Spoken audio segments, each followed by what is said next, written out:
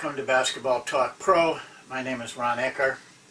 I was asked a question a couple days ago, maybe even a week, about a mention I had made to the two-man entry drill. It's not in the book. I don't have any film of it.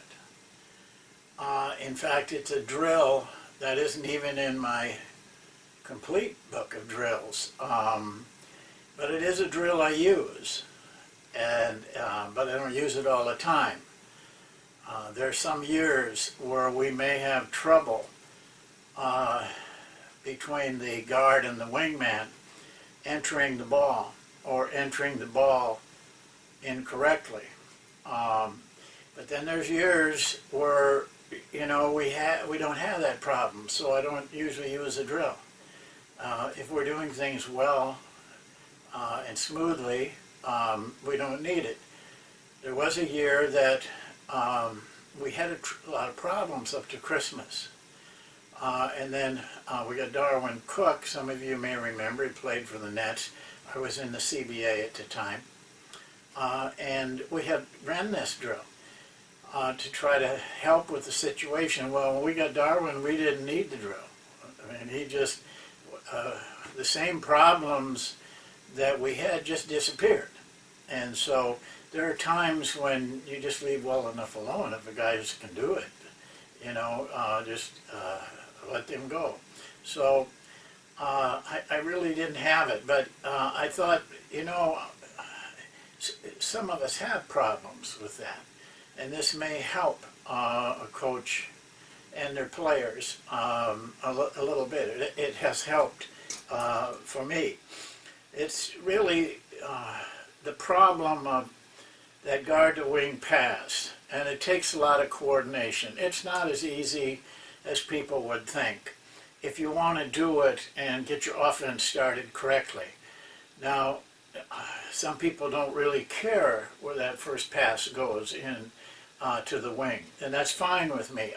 Personally, I don't really care that much, especially when we're in the monk offense, and our cut one starts at the wing, but we really don't care if he comes out too far, because basically we're going to reverse the ball anyway.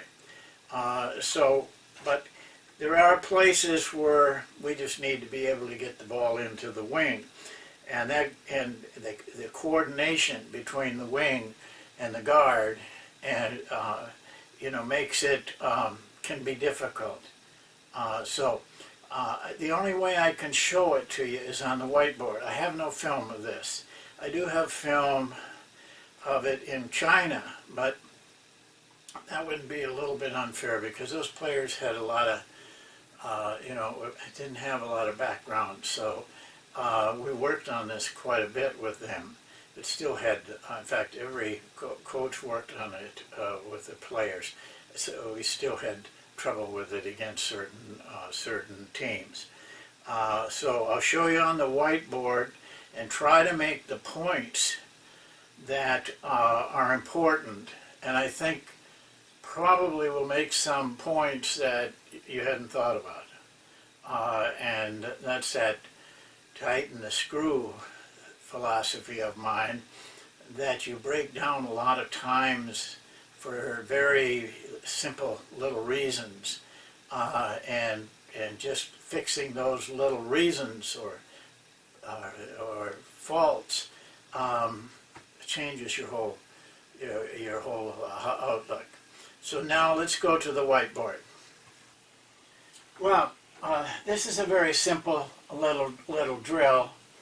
I'll explain that I drew it kind of maybe backwards for some of you. I put the start of it on the bottom and the end of it at the top. But we break the players down by guards and wings, and just for your information, we do include our bigs in this. My feeling has been and always been that if you're big, you're probably guarding somebody big. And those bigs don't like to go outside any more than you do. But if you are trained to some degree on playing the outside, you become more comfortable and you get better at it. And chances are the guy you're playing against may not be trained. So you win most of the battles. I'd rather see if you had a Yao Ming, and like when I was with the Cleveland, we had Elgauskas 7-3s, two of them. And if Yao Ming came out here, I was reasonably confident that Elgauskas could guard him out there. So we put him in. And there are some positions here between wing and guard that are interchangeable. Some guys play both positions. We just ask them to rotate, but the rest of them, they stay in the same positions. You'd have probably 2 or 3 guards waiting out here, and 3 or 4 wingmen or bigs waiting out here. Doesn't make any difference. You can just flip-flop them, man, offense to defense. We start the guard back, like at the timeline. That's more realistic. There's no sense starting it up here, because the battle is usually from here to here. If there's going to be a battle.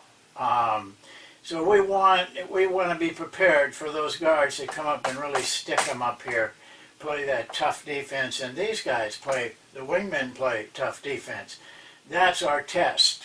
You know, it's not hard to do this against people who don't play hard or don't play well. The test comes, and that test usually is when the game is on the line and you're in the playoffs or tournaments, everybody gets revved up, and then the test comes, and you have to be prepared for that. So we ask, this is, by the way, we feel this is an offense and defensive drill. We ask the defense to get up here with them and force them, you know, first of all in, then back. We try to get them to make this guy work to get up there. On the other hand, we want this guy pretty well skilled, and he doesn't need to be fancy. You know, just Magic Johnson used to just turn his shoulder and back him in there. You know, they can't put your hands on you, can't foul you. So just get him in there. That's the key, that this guy times that. He can't break up when he's fighting back here. He's got to be patient and wait and understand and actually see that this guy is looking in there so that the break is effective. Then this guy makes the break. We just ask him to go in a little bit and then out as quick as we can. I don't even allow that pushing, shoving, you know, type of thing. I think it slows things down. If they're going to play real physical with you there, just back cut them. You know, if you watch many games and really study, you'll find that physical play, anybody who back cuts it usually gets an easy shot. And that's what we tell our players to do. Instead of fighting. And this defensive player, we tell them just to maintain position but never get body to body. I know that that's a little risky. You know, there is some merit in using your body against a player before he gets the ball. But there's also some disadvantages to that. We just say stay a step away, but get ahead of him. You know, you've got the advantage as long as you're ahead of him. He may have the advantage if you get body to body and then he pushes off and pops out. We've discussed that move in another film, so I don't want to go into it here. But once the pass is made, then we play just like we do on monk offense or our set offense. This guy makes his cut to the basket. And we want to practice that. This is part of it. You know, if he comes in here and really gets battled, passes, cuts right by the guy and gets the ball back, the next time or two, this defensive man softens. And that plays into what we want. Defensively on this, how do you guard that cut? It's a tough cut. Defensively, first of all, let me point this out. After arm people, and I do this in another film, I've done this in another film. After our defensive players force this guy out and the pass is made, he's got to react and get back to the position we want him.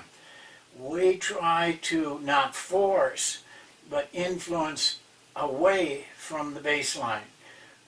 We have hundreds and hundreds and thousands of research of times that shows that players are less effective going into the middle, offensive players. So he's got to react to this. You got to work hard at it. But this guy here, when that pass is made, he goes to the ball line. That's part of our rules. Now, can't always do that, but we try to encourage him through practice to get him to do that. Now, there's a lot of people who do that in practice. There's not many people who do it in the game. And so we have, it's a challenge to us as a coach. All of this is a challenge to us as a coach. Got to be very patient, very firm, and very consistent in order to get your players to do this under game conditions. Now, I show this defensive man going behind. Well, in that case, the offensive man has won the battle.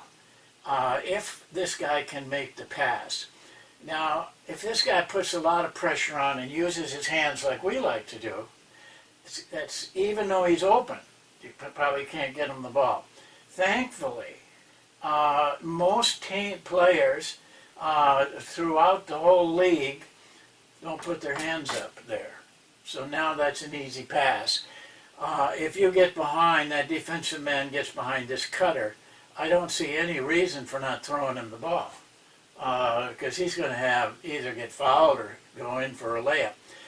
What we would like our defensive men to do is to work around as best they can to get in front, even if it's just with a hand. Because we're putting pressure on the ball here in our defense. It'll give him a little time, and if he's got a hand out here between the ball and the man, most of the time this guy won't throw the ball. But listen, we're not Supermen. So there's times when this guy just can't do that. And that's when this guy's got to do a good job with his hands and arms up there to stop that pass. So what this ends up being, you'd say this is a skill drill. Yes, it is. If you read my book, I talk about skill sets, not skills alone. These are definitely skills, but they're team skills, working together. This is critical. And, gosh, players are so clever. They can read. This guy should be able to read this guy's expression almost to know when to come. If he is really into the game intensely and not thinking about the basket he missed or the rebound he got, but really right now playing in this situation, then they can read that. I don't even like to use the word read, but they can feel between the two of them when's the right time. But this guy's got to learn to time it and not just start breaking up when he feels like it.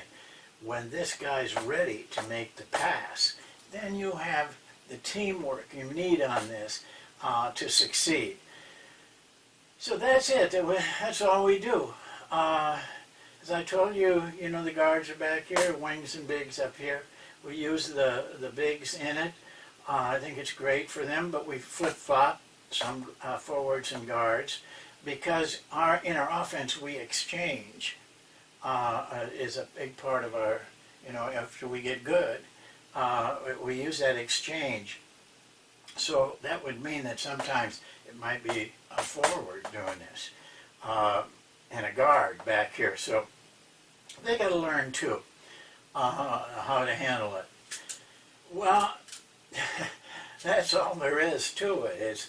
But when you take it out on the floor, I wish I had films of it, because the team that has trouble with it, with this thing, has a lot of trouble in practice doing this. It's just both ways, offensively and defensively. But normally, it's the offense that has the most problems. The defense, playing aggressively, makes this is a hard play. But it's good, because if they can do it in practice, then in a game after a certain length of time, their habits are formed so that they do these things instinctively, and then you won't have any trouble. As I said, Darwin Cook, he'd throw it in and cut. I mean, it was like, it was so easy for him. The next reserve that went in struggled, but he just timing and his feel for the game, he could do it quite easily.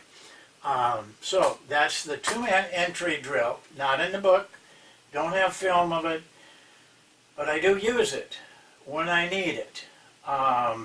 So I hope this helps you. I wish I had film for you to see it in action, but it's just something that I left out of the book. There was a lot of things I couldn't put in the book because of time, and not time so much, but size and number of material. Would have gotten a little clumsy.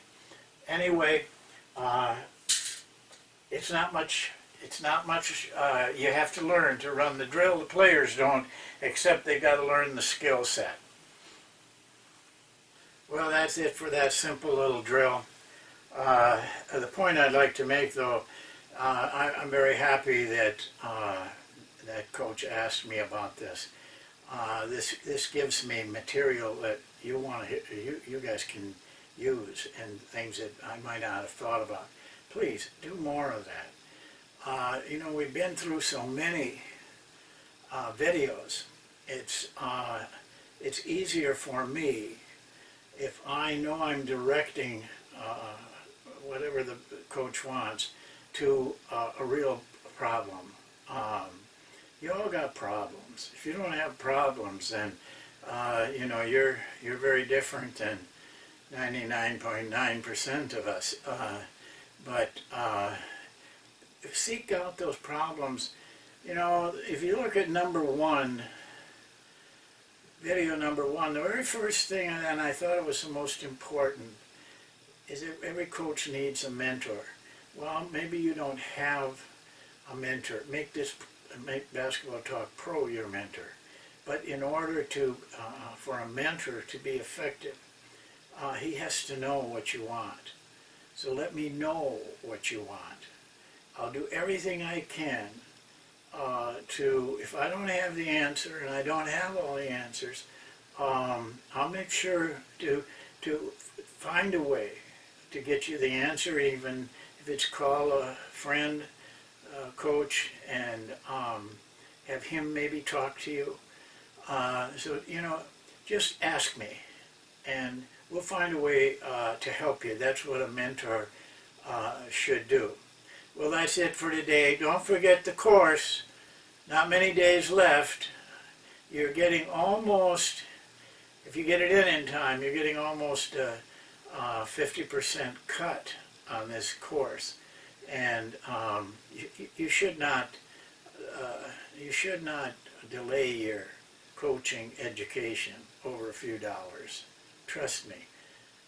$80 that you might get in yet in time. Over 20 years, what is that? That's not much. But it may mean that you stay around 20 years instead of 4 or 3.